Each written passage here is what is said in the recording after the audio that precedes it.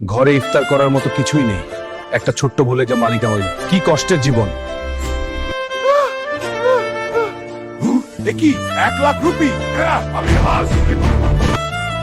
আমি তো গরিব, আমার হারানোর কিছু নেই। যদি চেষ্টা করি। সেখানে গিয়ে সে দেখলো সবাই পাচ্ছে। সেই সুপারম্যান আসলে গ্রামের একে শক্তিশালী না, বরং একটু অহংকার। হ্যাঁ, আমি সুপারম্যান, আমি ল।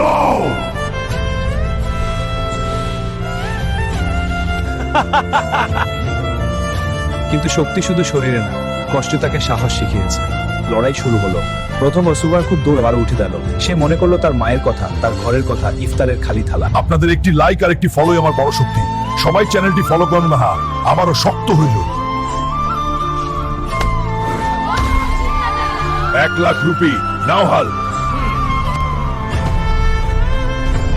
বাবা, আজ তুই শুধু টাকা জিতিস নাই, তুই নিজের সম্মানও জিতেছি। গরিব হওয়া দোষ নয়, হ্যাঁ, আমি জানি। সাহস আর আত্মবিশ্বাস থাকলে মানুষ অসম করতে পারে। ধন্যবাদ।